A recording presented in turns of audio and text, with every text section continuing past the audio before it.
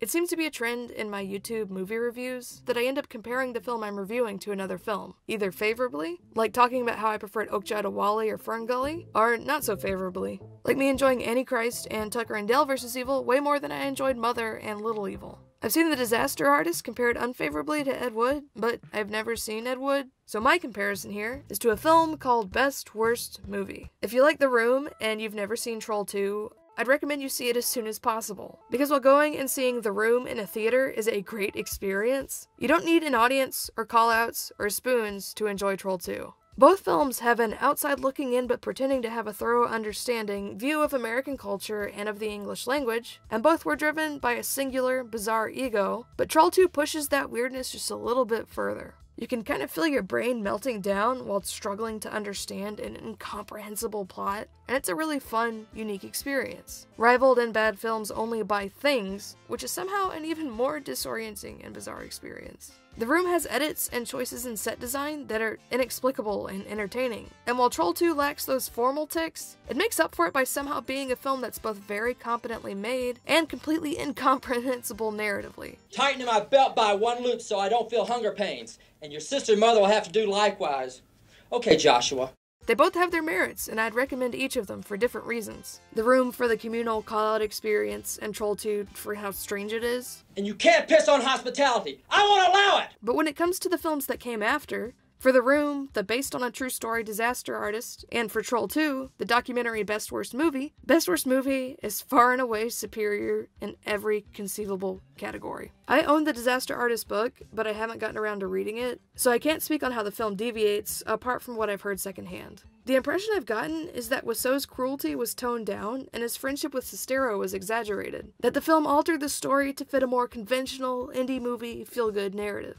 That's a huge shame. Here was an opportunity to examine a tremendous phenomenon in film culture, along with its dark, creepy baggage. Like, why do we react so well and so unquestioningly to a film with misogynistic undertones that are so palpable that multiple call-outs reference them? A film that was obviously helmed by a director who has some deep-rooted issues with women, with making a competent film, and with interacting with other human beings in general. And the ball is totally dropped. The Disaster Artist movie has a couple of scenes that emphasize the mystery around Tommy, and some that show him as cruel and abusive, both towards Greg Sestero and towards his female lead, with him being demeaning and gross to her and manipulative and controlling towards Greg. But that seems pretty quickly forgotten as they joyfully ascend from losers to permanent fixtures in cult cinema. Franco is happy to forget all of Wiseau's cruelty in order to tell a fun story where he does a goofy accent. If you've ever worked with an abusive boss or mentor, whether on set or elsewhere, especially if they've publicly demeaned you or tried to control your career trajectory, it definitely isn't something you just forgive and forget or something you'd want to see a fun, quirky comedy made out of.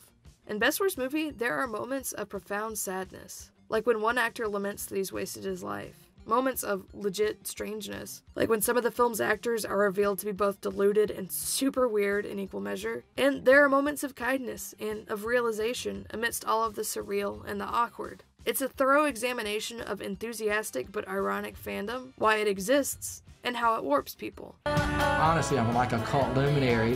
When I go to these screenings, I would never dream. Does anybody want my autograph?